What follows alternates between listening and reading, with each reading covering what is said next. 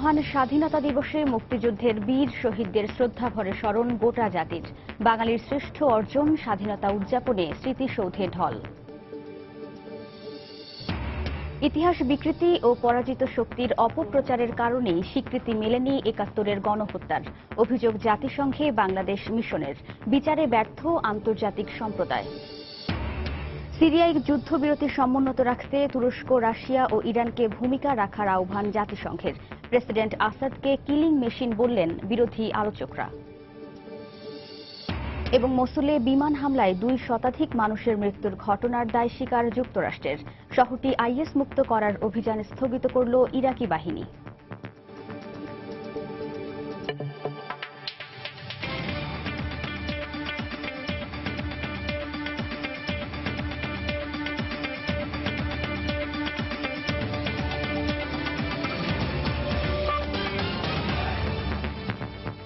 আন্তর্জাতিক সময়ের সঙ্গে আছি আমি ওয়াহিদা স্বপ্না। বহু বছরের পরাধীনতার গ্লানি আর শেকল ভাঙার দিন ২৬শে মার্চ। আগামীর বাঙালির হাজার বছরের ইতিহাসের শ্রেষ্ঠ অর্জন স্বাধীনতাকে উদযাপন করল গোটা জাতি। বীর সন্তানদের স্মরণের পাশাপাশি উচ্চারিত হল জঙ্গিবাদ মুক্ত মাতৃভূমি গড়ার প্রত্যয়। জাতীয় স্মৃতিসৌধ থেকে ফিরে আতিকুর রহমান তমালের রিপোর্ট। ছবি তুলেছেন আশরাফুল ইসলাম।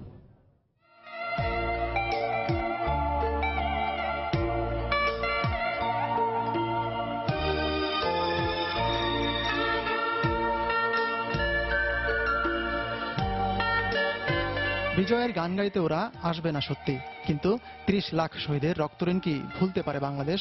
না, তা সম্ভব নয় বলেই সময়ের শ্রেষ্ঠ সন্তানদের শ্রদ্ধায় মাথা উঁচু করে দাঁড়িয়ে গৌরবের এই সৌধ।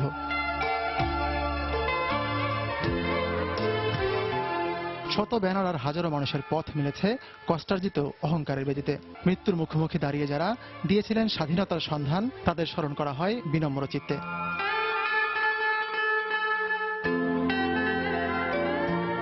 ইতিহাসের পৃষ্ঠা রক্তে রাঙিয়ে ৭১-এর এই দিনে যে সংগ্রামে ঝাঁপিয়ে পড়েছিল মুক্তিকামী জনতা, স্বাধীনতা অর্জন তার চূড়ান্ত পরিণতি। আমাদের মুক্তিযোদ্ধারা দেশ স্বাধীন করেছে, পাকিস্তানি সৈন্যদেরকে হটিয়েছে। এখন জঙ্গিরা এসে যে আমাদের দেশের স্বাধীনতা হরণ করবে সেটা চায় না। ১৯৭১ যুদ্ধে যখন ছাত্ররা আগে আসছিল, আমাদেরও তো আগে আসতেই হবে। অগ্নিঝরা মার্চের এই দিনটি বাঙালির জীবনে প্রত্যয়দীপ্ত, আনন্দে উদ্বেলিত আর বেদনায় বিষণ্ণ।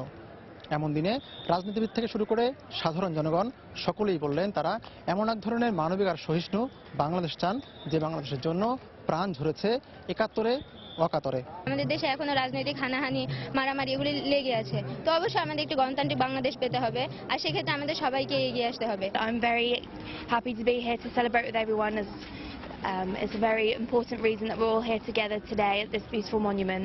স্বাধীনতা অর্জনের বহু বছর তো হলো, দেশটার বয়স এখন অনেক পরিণতিই বলা যায়। প্রাপ্তি আর শূন্যতার ক্ষীরখাতায় শপথটাও যে নিতে হবে আজকেই। ঐক্যবদ্ধ হয়েছিলাম বলে আমরা অসম্ভবকে সম্ভব করে স্বাধীন হয়েছি। এটাকে রক্ষা করতে হলো ঐক্যকে ধরে রাখতে হবে। কান পাতলেই শুনতে পাওয়া যায় ২৬শে মার্চ সেই ঐক্যেরই ডাক দিয়ে যায়।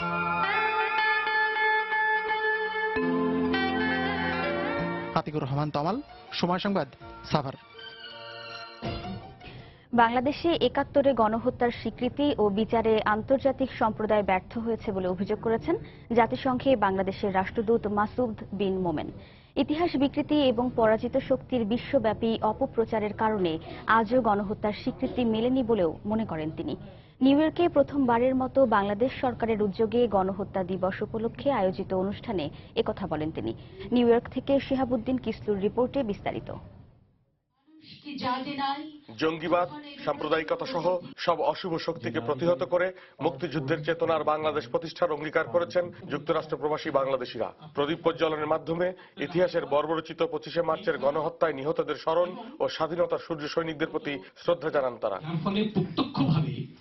আমি জেনেছি রাষ্ট্রীয়ভাবে দিবসটি পালনে গণহত্যার প্রামাণ্যচিত্র প্রদর্শন সহ আলোচনা সভার আয়োজন করা হয় জাতিসংঘ বাংলাদেশ মিশনে। আলোচনায় বাংলাদেশের স্থায়ী প্রতিনিধি ২৫শে মার্চ আন্তর্জাতিক গণহত্যা দিবসের স্বীকৃতি আদায়ে প্রবাসীদের ভূমিকা রাখার আহ্বান জানান। স্বাধীনতা বিরোধী চক্র ও শক্তি এবং বিশেষ কয়েকটি দেশ আমাদের এই গণহত্যার বিরুদ্ধে অপপ্রচার চালিয়ে এটিকে বিস্তৃতির দিকে ঠেলে দিয়েছে। এই নেতিবাচক ভূমিকার বিরুদ্ধে আমাদের অবশ্যই রুখে দাঁড়াতে হবে। বিশ্বকে এর সম্বন্ধে অবহিত করতে হবে। আন্তর্জাতিকীকরণের জন্য আমাদের প্রবাসী বাংলাদেশে একটা বিরাট বা গুরুত্বপূর্ণ ভূমিকা থাকবে বা রয়েছে।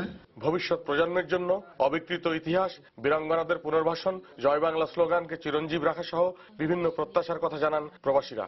বাংলাদেশি প্রজন্ম তারা যেমন আমাদের ৭১ সালের সম্পর্কে জানে, আমাদের এই জেনোসাইড ডে ২৫শে মার্চের সম্পর্কে যেন সবাই জানে। ইতিহাস জানলে তখন আমাদের ছেলে মেয়েরাও অনেক উন্নতি করতে পারবে। জয় বাংলা স্লোগানকে যেন আমরা সবসময় আমাদের মধ্যে জাগরুক রাখি, এটাই আমার প্রত্যাশা।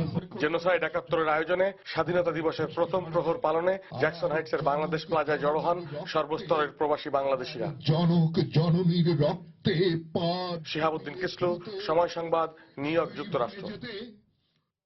আন্তর্জাতিক সময় আরো দেখবেন। হংকংয়ের নতুন নেতা নির্বাচিত হলেন বেইজিংপন্থী ক্যারি ল্যাম। আগামী ৫ বছরে সামাজিক অস্থিরতা কমিয়ে আনার প্রত্যয়।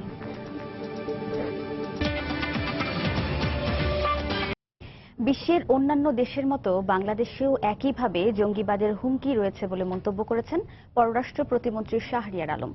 শনিবার জাতীয় গণহত্যা দিবস উপলক্ষে লন্ডনের আলতাবালি পার্কে যুক্তরাজ্য আওয়ামী লীগ আয়োজিত সমাবেশ শেষে তিনি একথা বলেন।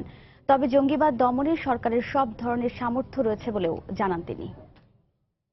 লন্ডন যেরকম থ্রেটেন, প্যারিস যেরকম থ্রেটেন, মিউনিক যেরকম threaten, Dhaka is equally threaten as well as any other সিটিজ or capital of this world. তো সেই জায়গা থেকে জননেত্রী শেখ হাসিনা বিশেষ করে ১লা জুলাইয়ের অ্যাটাকের পরে যে শক্ত পদক্ষেপ নিয়েছেন সেটি বিশ্বমহলে প্রশংসিত হয়েছে। এবং বাংলাদেশ যে এটা কোনো হালকাভাবে নেওয়া তো সুযোগই নেই, কিন্তু আমাদের যারা অনেকে মনে করতেন লিমিটেড ক্যাপাসিটি আছে আমাদের আইন শৃঙ্খলা বাহিনীর বা গোয়েন্দা সংস্থার, কিন্তু আমরা প্রমাণ করেছি ১লা জুলাইয়ের পরে যে দ্বিতীয় কোনো অ্যাটাক না হতে দিয়ে যে আমরা পারি, আমাদের সক্ষমতা আছে। শিগগিরই পাকিস্তান এবং বাংলাদেশের সাথে থাকা ভারতের আন্তর্জাতিক সীমানা বন্ধ করে দেওয়ার ঘোষণা দিয়েছেন ভারতের স্বরাষ্ট্রমন্ত্রী রাজনাথ সিং। তিনি বলেন, এই সিদ্ধান্ত সন্ত্রাসবাদ এবং অভিবাসন সমস্যা সমাধানে গুরুত্বপূর্ণ ভূমিকা রাখবে। শনিবার দেশটির কেন্দ্রীয় মধ্যপ্রদেশে ভারতীয় সীমান্ত নিরাপত্তা বাহিনী বিএসএফ এর কুচকাওয়াজ অনুষ্ঠানে তিনি একথা বলেন। ভারত আর বাংলাদেশ কি সীমা কো পূর্বের সিদ্ধান্ত অনুযায়ী শিগগিরই পাকিস্তান এবং বাংলাদেশের সঙ্গে ভারতের সব সীমানা বন্ধ করে দেওয়া হবে। আমরা জানি এক্ষেত্রে অনেক প্রতিবন্ধকতা মোকাবিলা করতে হবে, কারণ সীমান্ত এলাকায় পাহাড় পর্বত, বনাঞ্চল ও নদ নদী আছে। তারপরও এই সিদ্ধান্তে আমরা অটল, আর এর জন্য প্রয়োজনীয় প্রযুক্তির সহায়তা নেওয়া হবে।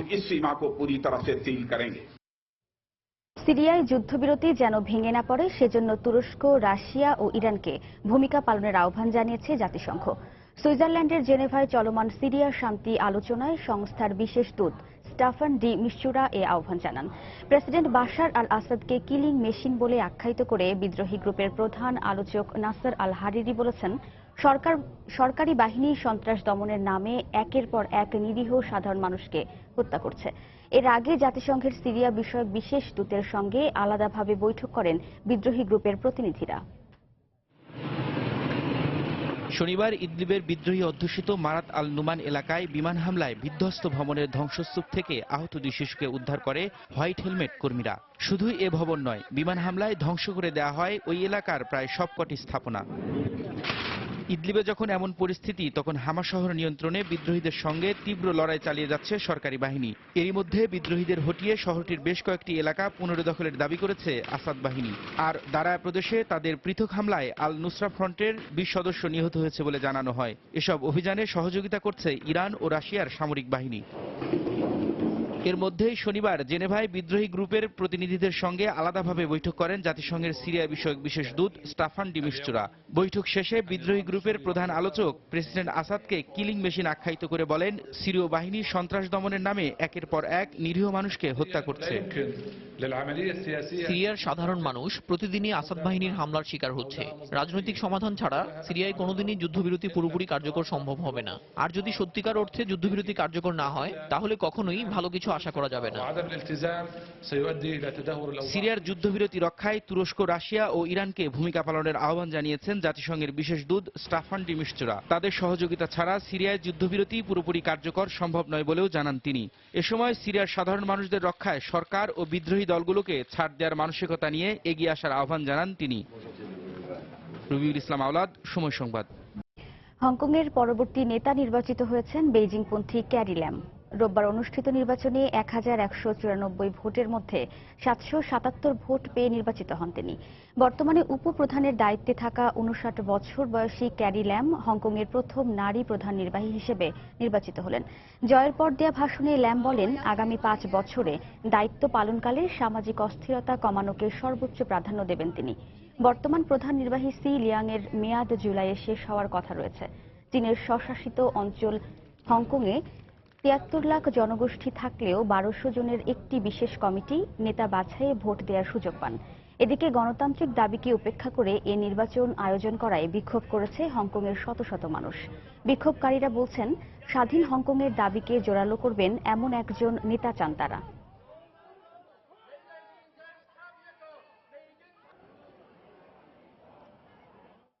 ইরাকের পশ্চিম মসুলে বিমান হামলায় 2 শতাধিক বেসামরিক নাগরিক নিহতের ঘটনার দায় স্বীকার করেছে মার্কিন জোট। জঙ্গি দমনের অভিযানের নামে একসঙ্গে এত প্রাণহানির ঘটনায় জাতিসংঘ উদ্বেগ প্রকাশের পর বিষয়টি খতিয়ে দেখার কথা জানিয়েছে মার্কিন যৌথ কমান্ডো। এদিকে সাধারণ নাগরিকদের হতাহতের ঘটনায় আইএস এর দখল থেকে পশ্চিম মসুল উদ্ধার অভিযান স্থগিত করেছে ইরাকি যৌথ বাহিনী। শনিবারও পশ্চিম মসুলের ওল্ড সিটি এলাকা থেকে পালিয়ে নিরাপদ আশ্রয়ে ছোটে শত শত ইরাকি পরিবার। যৌথ বাহিনীর আইএস বিরোধী অভিযানে গত কয়েকদিনে বেসামরিক মানুষের প্রাণহানি বেড়ে যাওয়ায় বাসস্থান ছেড়ে আসা শরণার্থী সংখ্যাও বেড়েছে। হামলা থেকে বাঁচতে বেসামরিক নাগরিকদের মানব ঢাল করার চেষ্টা করছে আইএস। পাশাপাশি চোরাগোপ্তা হামলার কৌশলও বেছে নিচ্ছে তারা। পালিয়ে আসা মানুষেরা সেখানকার কিছু চিত্র তুলে ধরে বলেন, যৌথ বাহিনীর অভিযানে জঙ্গিদের চেয়ে সাধারণ মানুষের প্রাণহানি বেশি ঘটছে। আমাদের চারপাশে দিনরাত সংঘর্ষ চলছে। আইএস কোনো পরিবারকে অন্যত্র যেতে দিচ্ছে না। আমরা রাতের আঁধারে কোনো রকমে পালিয়ে এসেছি। আইএসের চোরাগোপ্তা হামলাকারীরা আবাসিক ভবনের ছাদে উঠে গুলি করছে। তাদের নির্মূল করতে জোটের পক্ষ থেকে আবার সেসব ভবনেই বিমান হামলা চালানো হচ্ছে। প্রতিদিন অসংখ্য মানুষ মারা যাচ্ছে। এক বিভীষিকা। এই অবস্থার মধ্যেই 17 মার্চ পশ্চিম মসুলের আল জাদিদা জেলায় বিমান হামলার কথা স্বীকার করেছে মার্কিন জোট। তবে 2 শতাধিক বেসামরিক প্রাণহানির ঘটনা খতিয়ে দেখার কথা জানিয়েছে তারা। শনিবার এক বিবৃতিতে মার্কিন সামরিক বাহিনীর যৌথ কমান্ড জানায়, ইরাকি সরকারের অনুরোধেই সেদিন আল জাদিদা জেলায় আইএসের বেশ কিছু অবস্থানে হামলা চালানো হয়। প্রাথমিক তদন্তে আশপাশের আরও কিছু এলাকায় হামলার প্রমাণ মিললেও বেসামরিক প্রাণহানির এই অভিযোগ নিশ্চিত হতে আরও সময় লাগবে বলে জানানো হয়। এদিকে সাধারণ নাগরিকের হতাহতের বেশ কয়েকটি ঘটনার পর শনিবার পশ্চিম মসুলে সামরিক অভিযান স্থগিত করেছে ইরাকি যৌথ বাহিনী। সেনাবাহিনীর মুখপাত্র জানান, বেসামরিক প্রাণহানির ঘটনাকে গুরুত্ব দিয়ে আপাতত এই অভিযান স্থগিত করা হলেও শিগগিরই নতুন পরিকল্পনা নিয়ে নামবেন তারা। এতে শুধু জঙ্গি ও সন্ত্রাসী গোষ্ঠীগুলোকে লক্ষ্য করা হবে বলে জানানো হয়। এদিকে যুক্তরাষ্ট্র থেকে কেনা 4টি F-16 জঙ্গি বিমান শনিবার বাগদাদের বালাদ বিমান ঘাঁটিতে পৌঁছেছে। ইরাকি বাহিনীর বিমান হামলায় সক্ষমতা বাড়ানো ও সামনের দিনগুলোতে জঙ্গি বিরোধী অভিযান জোরদার করতে এগুলো ব্যবহার করা হবে বলে জানানো হয়। গত এক সপ্তাহে পশ্চিম মসুলে আইএস বিরোধী লড়াইয়ে অন্তত 500 মানুষ প্রাণ হারিয়েছে বলে শনিবার জানান মসুল জেলা কাউন্সিলের প্রধান। গত বছরের অক্টোবরে অভিযান শুরুর পর জানুয়ারিতে পূর্ব মসুল পুরোপুরি সরকারের নিয়ন্ত্রণে আসে। 19শে ফেব্রুয়ারি পশ্চিম মসুলে অভিযান শুরু হলেও এখনও শহরটির অর্ধেক আইএসের দখলে রয়ে গেছে।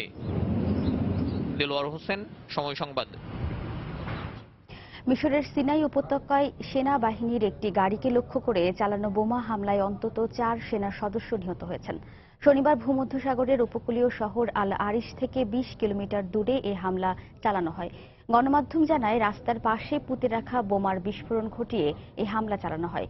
এ ঘটনায় বেশ কয়েকজন সেনা সদস্য আহত হন বলেও জানানো হয়।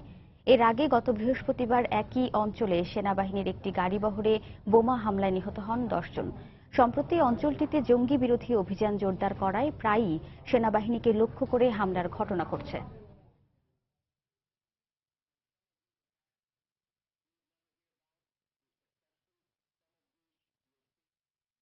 আন্তর্জাতিক সময়ে আরো যা দেখবেন।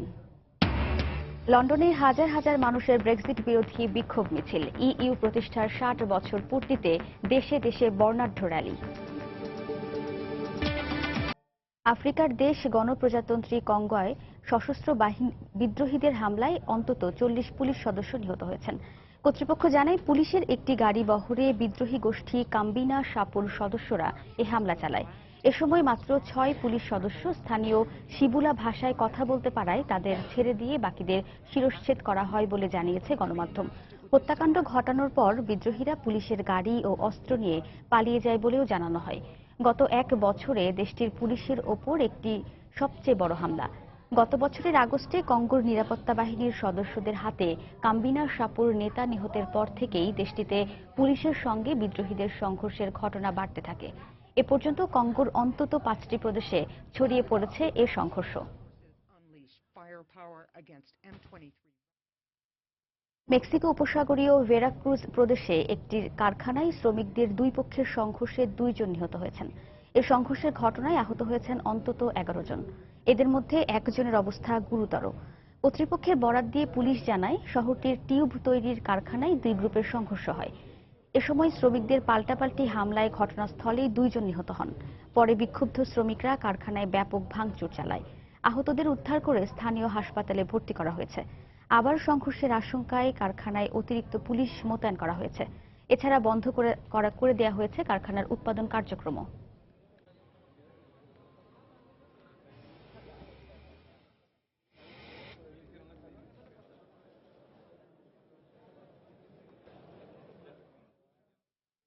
পশ্চিমবঙ্গের বর্ধমানে এক সড়ক দুর্ঘটনায় 8 জনের মৃত্যু হয়েছে।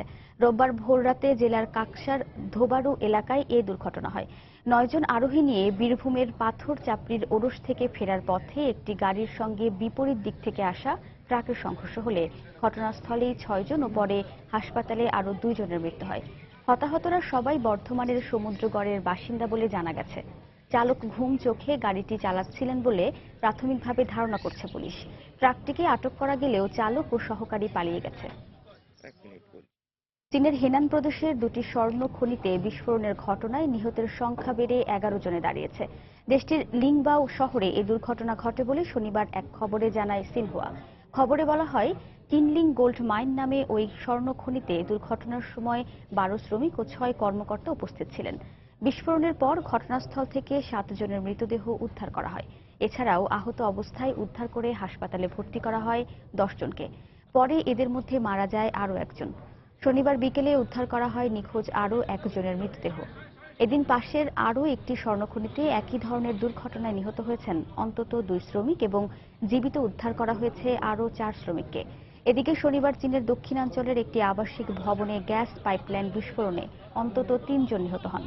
আহত হন আরও অন্তত 25 জন। আহতদের মধ্যে 4 জনের অবস্থা আশঙ্কাজনক বলে জানিয়েছে স্থানীয় গণমাধ্যম।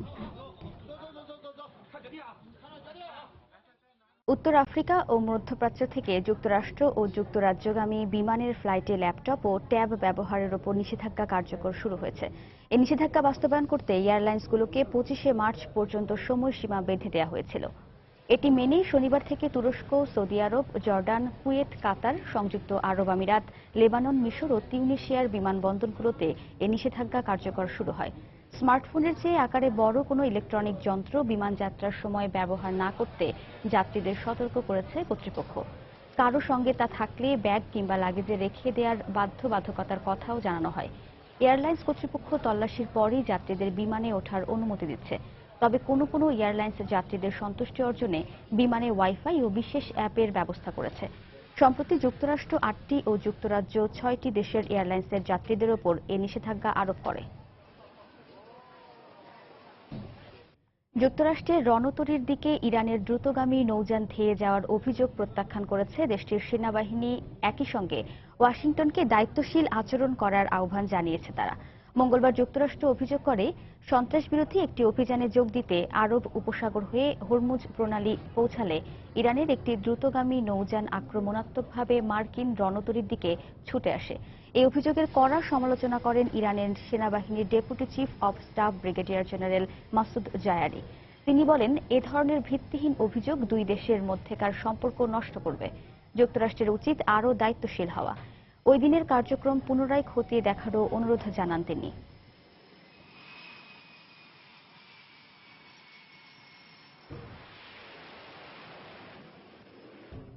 ইউরোপীয় ইউনিয়ন থেকে ব্রিটেনের বের হয়ে যাওয়ার আনুষ্ঠানিক প্রক্রিয়া শুরুর মাত্র 4 দিন আগে লন্ডনে ব্রেক্সিট বিরোধী মিছিলে অংশ নিয়েছে হাজার হাজার মানুষ। শনিবার ইইউ থেকে ব্রিটেনের আলাদা হয়ে যাওয়ার বিরুদ্ধে নানা ব্যানার ও প্ল্যাকার্ড হাতে মিছিলকারীদের পার্ক লেন থেকে ওয়েস্টমিনিস্টার পার্লামেন্ট ভবনের দিকে যেতে দেখা যায়। এ সময় অনেকেই ইইউ পতাকার হাতে মিছিলে যোগ দেন। পার্লামেন্ট ভবনের সামনে বুধবারের সন্ত্রাসী হামলায় নিহতদের প্রতি ফুল দিয়ে শ্রদ্ধা জানানোর মধ্য দিয়ে সমাবেশটি শেষ হয়। শনিবার ব্রেক্সিট বিরোধী এই র্যালিতে প্রায় 50,000 মানুষ যোগ দেয় বলে জানিয়েছে কর্তৃপক্ষ। এদিকে ইউরোপীয় ইউনিয়নের 60 বছর পূর্তি উপলক্ষে ইতালির রাজধানী রোমে জড়ো হয়েছেন ইইউভুক্ত দেশগুলোর নেতারা। তবে এতে অংশ নেননি ব্রিটিশ প্রধানমন্ত্রী থেরেসা মে। সম্মেলনে যে কোনো মূল্যে জোটের ঐক্য ধরে রাখার বিষয়ে গুরুত্ব আরোপ করেন ইইউ নেতারা।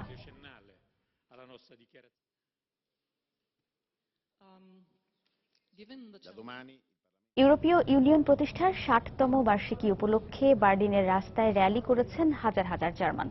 শনিবার মার্চ ফর ইউরোপ নামের ওই র্যালিতে বেলুন উড়িয়ে এবং নীল হলুদ ইইউ পতাকা হাতে দিনটি উদযাপন করেন তারা। দিবসটি উপলক্ষে ইতালির রোমে আয়োজিত অনুষ্ঠানে একটি সৌজন্য চুক্তি স্বাক্ষরের মধ্য দিয়ে নিজের ঐক্য তুলে ধরে ইইউ নেতারা। আয়োজনে উপস্থিত ছিলেন না যুক্তরাজ্যের প্রধানমন্ত্রী Theresa May. German chancellor Angela Markle নিরাপদ ইউরোপ গড়ে তুলতে একসঙ্গে কাজ করে যাওয়ার আহ্বান জানান সদস্য রাষ্ট্রগুলোর প্রতি। ইইউ প্রতিষ্ঠা বার্ষিকীতে ইউরোপীয় পার্লামেন্টের সামনে এবং স্পেনের মাদ্রিদ শহরেও র্যালি অনুষ্ঠিত হয়েছে। এদিকে ইতালির রোমে ইইউ বিরোধী বিক্ষোভ অনুষ্ঠিত হয়েছে।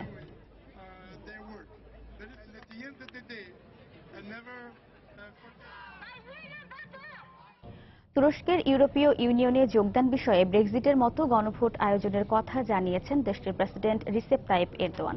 জোটের পশ্চিমা মিত্রদের সঙ্গে সুসম্পর্ক গড়ে তোলার জন্যই এ ধরনের আয়োজনের পরিকল্পনা বলেও জানান তিনি। 16 এপ্রিল দেশটিতে গণভোট হওয়ার কথা রয়েছে, যার মাধ্যমে দেশটির প্রেসিডেন্টকে আরও ক্ষমতায়ন করা হবে। এরপরই ইউরোপীয় ইউনিয়নে যোগদানের বিষয়ে তুরস্কে গণভোট অনুষ্ঠিত হতে পারে। এদিকে শনিবার সুইজারল্যান্ডের পার্লামেন্টের সামনে এপ্রিলের গণভোট এবং সরকার বিরোধী বিক্ষোভ করেছে কুর্দিরা। বিক্ষোভকারীদের তীব্র সমালোচনা করে সৌজন্যের সীমা অতিক্রম না করতে কুর্দিদের প্রতি হুঁশিয়ারি উচ্চারণ করেন এরদোয়ান। বেলারুশে বেকারদের ওপর কর আরোপের প্রতিবাদে বিক্ষোভ করায় শতাধিক বিক্ষোভকারীকে গ্রেফতার করেছে দেশটির পুলিশ। শনিবার দেশটির রাজধানী মিনস্ক সহ বেশ কয়েকটি শহরে এই বিক্ষোভ অনুষ্ঠিত হয়। বিক্ষোভ চলাকালে পুলিশের লাঠিচার্জে অন্তত 10 জন আহত হন। পুলিশের এমন আচরণকে সরকারের ফ্যাসিবাদী কর্মকাণ্ড বলে উল্লেখ করেন বিক্ষোভকারীরা।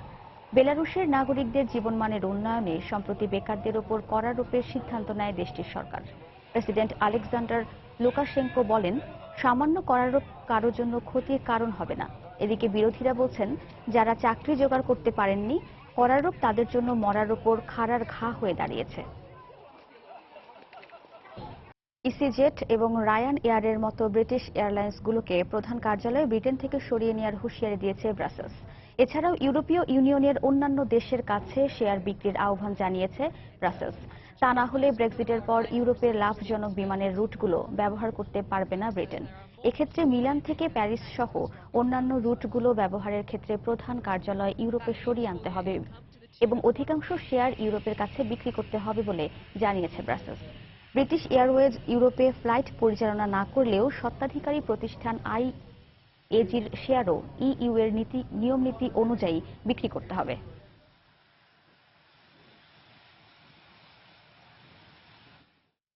রাশিয়ার গম এবং ভুট্টা আমদানিতে তুরস্ক উচ্চ শুল্ক আরোপ করায় তুরস্কের খাদ্যপণ্য আমদানিতে নিষেধাজ্ঞার মেয়াদ আরও বাড়িয়েছে রুশ সরকার। দেশটির কৃষি মন্ত্রণালয় থেকে জানানো হয়েছে, তুরস্কের সবজি, ফল এবং মাংস আমদানিতে অব্যাহত থাকছে নিষেধাজ্ঞা। এর আগে গেল সপ্তাহে রাশিয়ার গম, ভুট্টা ও সূর্যমুখী আমদানিতে 130% পর্যন্ত শুল্ক আরোপ করে তুরস্ক। ক্ষতির মুখে পড়েন স্থানীয় ব্যবসায়ীরা। বর্তমানে মিশরের পর রাশিয়ার গমের দ্বিতীয় বৃহত্তম ক্রেতা দেশ তুরস্ক। তুরস্কের president Recep Tayyip Erdogan Syria সীমান্তে রুশ বিমান ভূপাতিত করার বিষয়ে ক্ষমা চাওয়ার পর দুই দেশের সম্পর্ক উন্নয়ন হলে সবজি আমদানি রপ্তানিতে নিষেধাজ্ঞা তোলেনি কোনো পক্ষ। জার্মানির হ্যানোভারে শুরু হওয়া গ্লোবাল ডিজিটাল ট্রেড ফেয়ারের অন্যতম আকর্ষণ 5G মোবাইল কমিউনিকেশন টেকনোলজি। বাণিজ্যিকভাবে বিশ্বে 5G টেকনোলজি যাত্রা শুরু করবে 2020 সালে। তাই প্রস্তুতি নিচ্ছে এশিয়া, ইউরোপ এবং যুক্তরাষ্ট্রের শীর্ষস্থানীয় প্রযুক্তি প্রতিষ্ঠানগুলো। 5G প্রযুক্তি ইন্টারনেট সেবাকে আরও বেশি আকর্ষণীয় করার পাশাপাশি শিল্প, স্বাস্থ্য ও নিরাপত্তা খাতেও ভূমিকা রাখবে বলে দাবি সংশ্লিষ্টদের। 5G প্রযুক্তিকে স্বয়ংক্রিয় গাড়ি ও তদন্তে সাহায্যকারী প্রযুক্তি পণ্য তৈরিতে কাজে লাগানো হবে। ডিজিটাল ফেয়ারে উন্নত প্রযুক্তি পণ্য নিয়ে অংশ নেওয়া প্রতিষ্ঠান কর্তৃপক্ষ বলছে, আগামীতে প্রযুক্তি হবে ওয়্যারলেস নির্ভর। জলবায়ু পরিবর্তন এবং প্রকৃতি রক্ষায় সচেতনতা সৃষ্টির প্রয়াসে বরাবরের মতো এবারও বিশ্বের বিভিন্ন দেশে পালিত হয়েছে বার্ষিক আর্থ আওয়ার। প্রায় 150 দেশ 25 মার্চ রাতে এই উপলক্ষে 1 ঘন্টার জন্য বন্ধ রাখে তাদের বিভিন্ন অঞ্চলের বিদ্যুৎ সংযোগ। 2007 সালে অস্ট্রেলিয়ার সিডনি অপেরা হাউসে প্রথম উদযাপন করা হয় আর্থ আওয়ার।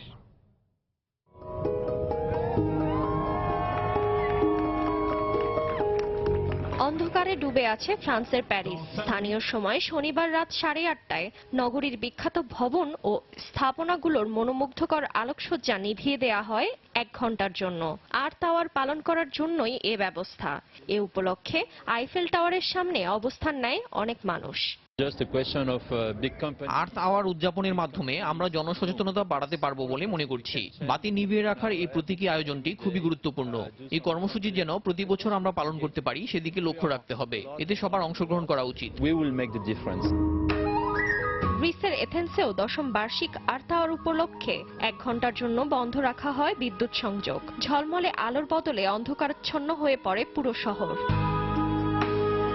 আর্থ আওয়ার উপলক্ষে রাশিয়ার মস্কো রেড স্কোয়ারের সামনে ভিড় করে শত শত মানুষ। বিদ্যুৎ সাশ্রয়ের প্রতীক হিসাবে 60 মিনিট সেখানকার সব আলো নিভিয়ে দিয়ে মোমবাতি জ্বালানো হয়। 2013 সালে রাশিয়া এই কর্মসূচিতে যোগ দেয়। আমার মনে হয় আর্থ আওয়ার বছরে একবার উদযাপিত না হয়ে প্রতি মাসে পালন করা উচিত।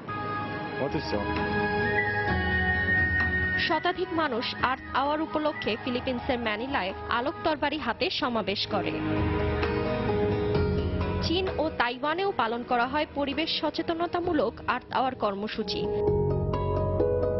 এদিকে দুবাইয়ে অবস্থিত বিশ্বের উচ্চতম ভবনগুলির অন্যতম বুর্জ খলিফায়ও আলো নিভিয়ে দেওয়া হয়। ভারতের বেঙ্গালুরু, কর্ণাটক, নাগপুর সহ বেশ কয়েকটি শহরে আলো নিভিয়ে রাখা হয় আর্থ আওয়ার উপলক্ষে। অস্ট্রেলিয়ার Sydney Opera house, Harbour bridge, Luna park, Sydney tower আয়ের বাতি বন্ধ রাখা হয়। বিদ্যুৎ সাশ্রয়ের লক্ষ্যে অস্ট্রেলিয়াতেই প্রথম এ উদ্যোগ নেওয়া হয়। বিদ্যুতের অপচয় রোধ এবং জলবায়ু পরিবর্তনের লক্ষ্যে ওয়ার্ল্ড ওয়াইল্ড লাইফ ফান্ড এ উদ্যোগ নেয়। পরে আরও দেশ এ কর্মসূচিতে যোগ দেয়। এবছর 172টি দেশের 7000 শহরে এ কর্মসূচি পালিত হচ্ছে। আফরিন জেরিন, সময় সংবাদ। দক্ষিণ কোরিয়ায় প্রায় 3 বছর আগে স্কুল শিক্ষার্থীবাহী ডুবে যাওয়া ফেরিটি সাগরতল থেকে উঠানো হয়েছে। মর্মান্তিক ওই দুর্ঘটনায় 304 জন প্রাণ হারায়। এই দুর্ঘটনায় প্রাণ হারানো শিক্ষার্থীদের স্বজনদের অনুরোধের পর 22 মার্চ উদ্ধার অভিযান শুরু করে কর্তৃপক্ষ। 25 মার্চ সমুদ্রের 144 ফুট গভীর থেকে ফেরিটি টেনে তোলা হয়। $6,825 টন ওজনের এই ফেরিটি উদ্ধার কাজে সরকার $9 কোটি সমপরিমাণ অর্থ ব্যয় করে। 2014 সালের 16 এপ্রিল অতিরিক্ত যাত্রী বোঝাই এবং বেপরোয়া গতির কারণে দক্ষিণ পশ্চিম উপকূলে জাহাজটি ডুবে যায়। জাপানে বার্ড ফ্লুর সংক্রমণ ঠেকাতে প্রায় 3 লাখ মুরগি নিধনের সিদ্ধান্ত নিয়েছে দেশটির সরকার। 80,000-এর বেশি মুরগি নিধনে কয়েক হাজার সেনা মোতায়েন করা হয়েছে বলে দেশটির খামার দফতরের কর্মকর্তারা জানিয়েছেন। জাপানের প্রতিরক্ষা মন্ত্রণালয় থেকে সেনা মোতায়েনের বিষয়টি নিশ্চিত করা হয়। উত্তর পূর্বাঞ্চলীয় মিয়াগি অঞ্চলের একটি ফার্মে প্রায় 2,20,000 মুরগি নিধন করা হবে এবং টোকিওর খামার থেকে 68,000 মুরগি হত্যা করা হবে। গত নভেম্বরে উত্তরাঞ্চলীয় এমোরি অঞ্চলে ভাইরাসটি শনাক্ত করার পর প্রায় 16,70,000 মুরগি হত্যা করা হয়। উত্তর কোরিয়ায় দীর্ঘমেয়াদী খাদ্য সংকট ও অপুষ্টি ব্যাপক আকারে দেখা দিয়েছে। দেশটিতে 5 জনের মধ্যে 2 জনই অপুষ্টির শিকার বলে জাতিসংঘের এক প্রতিবেদনে উঠে এসেছে। উত্তর কোরিয়ায় মানবিক সহায়তার ক্ষেত্রে রাজনৈতিক বিবেচনাকে গুরুত্ব না দিতে জাতিসংঘের এক কর্মকর্তা দাতাদের প্রতি আহ্বান জানান। জনগণকে চাহিদাকে গুরুত্ব কম দেওয়ার কারণে দুর্ভোগ বেড়েই চলেছে। আন্তর্জাতিক খাদ্যনীতি গবেষণা ইনস্টিটিউট 2016 সালে বৈশ্বিক ক্ষুধা সূচকে 118 দেশের যে তালিকা করেছে তাতে উত্তর কোরিয়ার অবস্থান 98তম। দেশটির 48% মানুষ অপুষ্টির শিকার। চীনে 19 তলা ভবনের ভেতরে বানানো হয়েছে রেলওয়ে স্টেশন। অবিশ্বাস্য হলেও সত্য, দেশটির দক্ষিণ পূর্বের চৌকিং শহরে যাত্রী ওঠানামার জন্য এমন ব্যবস্থা করা হয়েছে। মাউন্টেন সিটি বা চৌকিং শহর, যেখানে 4,90,00,000 মানুষের বসবাস। পাহাড় ও জঙ্গল বেশি থাকার কারণে মেট্রো রেলের পর্যাপ্ত জায়গা নেই। পরিবহন ব্যবস্থার স্বল্পতার কারণে যাতায়াতে ভোগান্তি পোহাতে হয় সেখানকার বাসিন্দাদের। তাই শহর কর্তৃপক্ষ বহুতল ভবনের ভেতর দিয়ে এই স্টেশন বানানোর সিদ্ধান্ত নেয়। 19 তলা ভবনের 6ষ্ঠ ও 8ম তলা ভেদ করে রেললাইন স্থাপন করা হয়। শব্দ দূষণ রোধে নেওয়া হয়েছে শব্দ নিয়ন্ত্রণের ব্যবস্থাও। আন্তর্জাতিক সময়ের শীর্ষ সংবাদ জানিয়ে দিচ্ছি আরেকবার। মহান স্বাধীনতা দিবসে মুক্তিযুদ্ধের বীর শহীদদের শ্রদ্ধাভরে স্মরণ গোটা জাতির। বাঙালির শ্রেষ্ঠ অর্জন স্বাধীনতা উদযাপনে স্মৃতিসৌধে ঢল। ইতিহাস বিকৃতি ও পরাজিত শক্তির অপপ্রচারের কারণেই স্বীকৃতি মেলেনি ৭১-এর গণহত্যার অভিযোগ জাতিসংঘে বাংলাদেশ মিশনের। বিচারে ব্যর্থ আন্তর্জাতিক সম্প্রদায়। সিরিয়ায় যুদ্ধবিরতি সমুন্নত রাখতে তুরস্ক, রাশিয়া ও ইরানকে ভূমিকা রাখার আহ্বান জাতিসংঘের। প্রেসিডেন্ট আসাদকে কিলিং মেশিন বললেন বিরোধী আলোচকরা। এবং মসুলে বিমান হামলায় ২ শতাধিক মানুষের মৃত্যুর ঘটনার দায় স্বীকার যুক্তরাষ্ট্রের। শহরটি আইএস মুক্ত করার অভিযান স্থগিত করল ইরাকি বাহিনী। এই ছিল আন্তর্জাতিক সময়। যে কোনো খবর পেতে ভিজিট করুন সময়নিউজ.টিভি আর সঙ্গেই থাকুন সময়ের।